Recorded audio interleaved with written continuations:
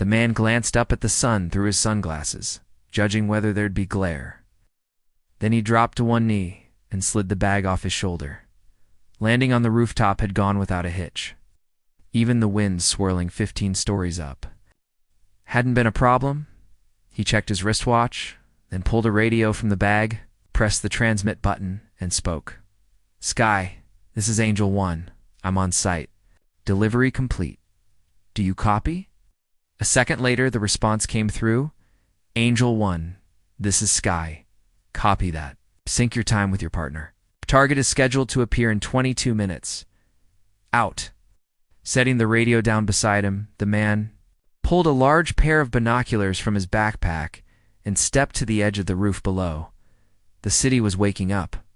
People were emerging from their homes, moving lazily along sidewalks or waiting for green lights at intersections. Cars were starting to fill the streets. Traffic would soon snarl. None of that interested the man. He shifted his gaze to the path the target was expected to take, a road running alongside a tall office building. Fully visible from his vantage point. No obstructions. Perfect visibility. He looked up at the sun again and gave it a nod like to a stern boss watching from above, then turned back to the bag.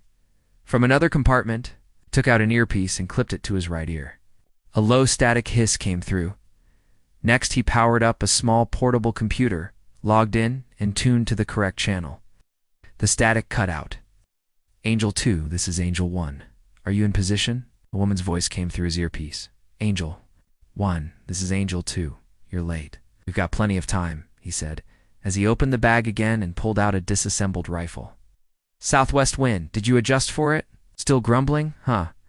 You youngsters skip the checks. Make mistakes," the man muttered as he picked up the handguard and barrel, locking them together. "Jealous the younger ones are faster?" she teased. "Jealous when they miss because they're in a hurry." His partner was stationed on another rooftop, covering the opposite end of the route. That way, if one of them missed, the other could still complete the mission. He picked up the bolt assembly and slid it into the lower receiver. Then came the upper receiver. A satisfying click confirmed the assembly was correct. After checking the fit, he inserted the barrel assembly into the housing. Another click. "Still working with your old lady?" the woman's voice asked. Piquing his rude, he chuckled. "It's part of the job. I'm just keeping my skills sharp." He took out the pistol grip and the stock from the case. Locked it in place with a quick check. The stock required more attention. He held it in both hands, loosened the middle adjustment slightly, and extended it.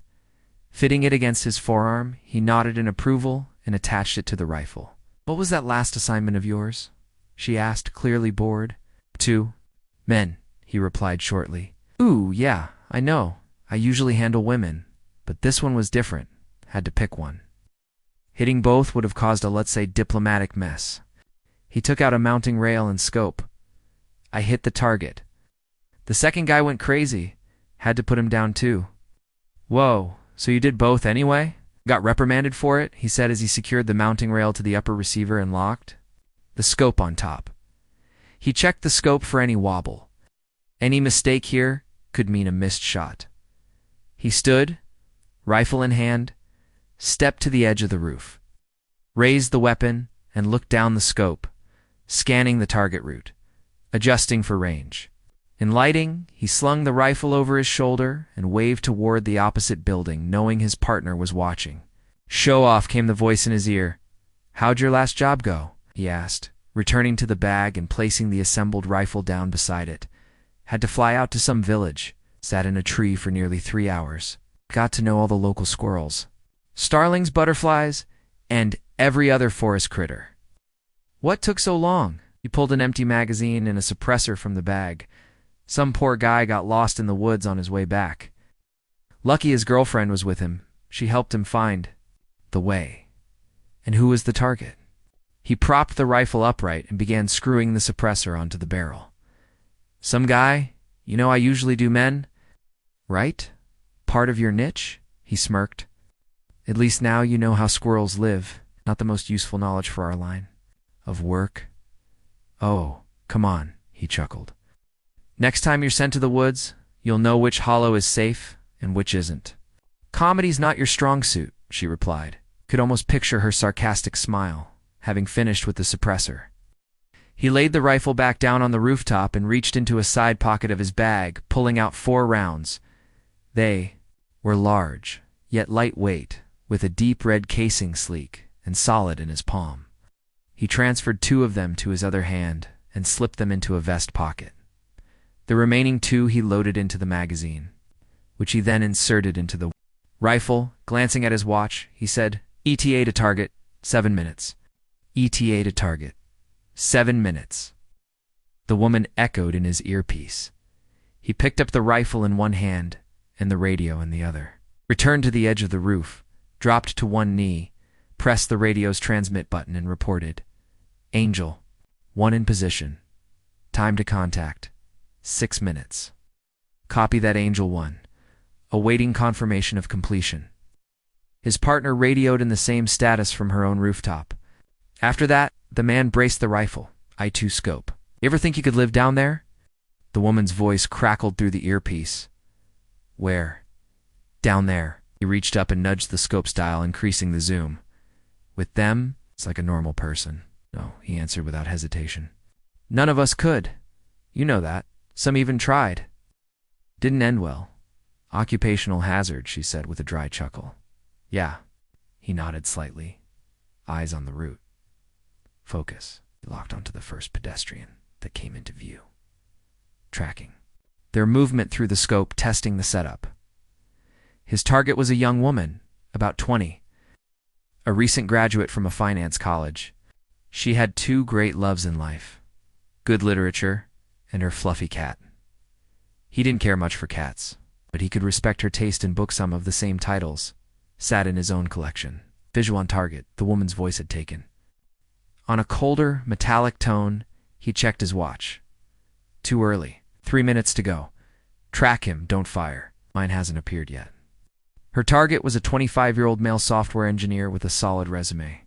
He'd been working for a city firm for a couple of years, liked programming and video games, neither of which the man cared for. He adjusted the zoom down, widening the field of view, and scanned the route again. The girl was still nowhere in sight. Being late by a minute or 2 was normal for her. That wasn't an issue unless 2 targets were scheduled at the same time, like today. In those cases, even a half-minute delay could be disastrous. Target moved out of view. The woman reported went into a cafe. "I'm holding position. Copy. Stand by." He glanced toward the entrance of the cafe the man had entered, then swept his gaze back across the route and spotted her. Summer dress, backpack, earbuds in, phone in hand, she emerged slowly from around the corner. Heading along the sidewalk beside the building, target visual. "Tracking," he said, pulling the bolt back and chambering around. "Mine's still inside," came her reply. The girl walked slowly, absorbed in texting. She barely looked up, bumping into another pedestrian. Her phone flew from her hands. A quick exchange of words followed, just enough to delay her. Target moving toward cafe at a slow pace, he reported. "Still no visual on mine." "He's inside," she answered.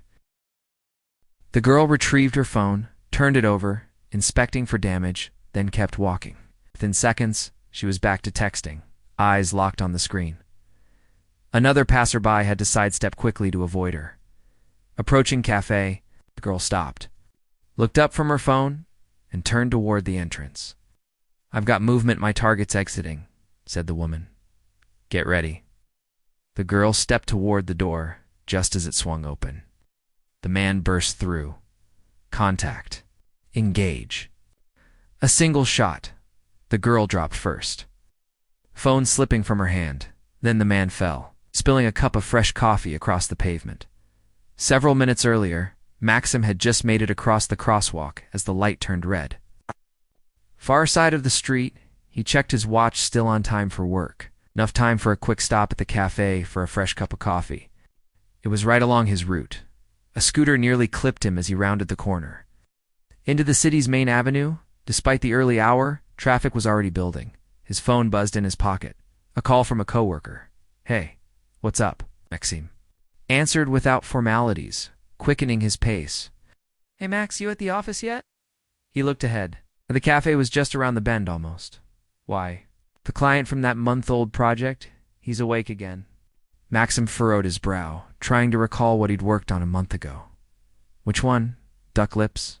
Ring a bell? His frown turned into a grin. Everyone remembered Hertha woman with lips so puffed they looked like a cartoon duck's beak, right? I remember, what's the issue? They're refusing to sign off? Say it wasn't built to spec? Maxim turned down a side street and spotted the cafe sign. Coffee, it's mine. That's where he was headed. So, any real arguments, or just more drama? Drama or not, they're refusing to sign documents. Max exhaled heavily. He stepped up to the ordering terminal and selected his usual brew. The screen froze for a moment before flashing the payment prompt. I guess I need to call them and ask what's going on, Maxim muttered, pulling a sour face. Bingo, his colleague replied. And the sooner, the better. They're throwing tantrums like toddlers, nothing works. Why did we even pay you? Why isn't every single item in the spec completed? He mimicked the client's whining voice. Same. Old song and dance. Max wedged the phone between his shoulder. An ear while fishing around in his pockets for his card, found it in the back pocket of his jeans. Never happened before. And now here we go again, he grumbled, tapping the card to the reader. A smiling face flashed on the terminal. Payment accepted. Got it? I'll call as soon as I get to the office. How soon's that? 10 minutes. All right, drop me a message after, okay? Okay. Max ended the call and stepped over to the pickup counter, where the barista had already started his order as the coffee brewed. Max mentally rewound everything he'd done for the client. It had been a red flag from day one. Pulling a coherent technical spec out of them had felt like extracting teeth. And that wasn't even the actual project, just the prep phase. Then came nearly a month of back and forth over deadlines and payment. Another month waiting for them to confirm everything. Only after that did the real work begin. Of course, halfway through. Several surprise requirements surfaced, things no one had mentioned in planning. The delivery process alone could have been a whole novel titled War and Peace, the Delivery Edition, and now the client was back. Banging their little fists on the table, screaming that something didn't work. Wednesday morning's off to a stellar start, Max muttered. Your coffee, the barista said, handing him the cup. Max took it and checked his watch again. Damn. He'd spent more time here than planned, and now was running late. He picked up the pace toward the exit. Glancing at a message from his coworker that had just come in, Ina forwarded chat with the client, captioned, "The duck is quacking, Max." Smirked and pushed open the cafe door, only he looked up too late. The girl who had been heading inside was now right in front of him, and he barreled straight into her. She gasped, stumbling backward from the impact. Instinctively, her hand grabbed at his shirt for balance, dragging him with her. Max didn't have time to react. His coffee cup flew one way, somehow missing everyone. He toppled onto her, catching himself just in time to avoid crushing her, his hands slapping the pavement to stop his fall.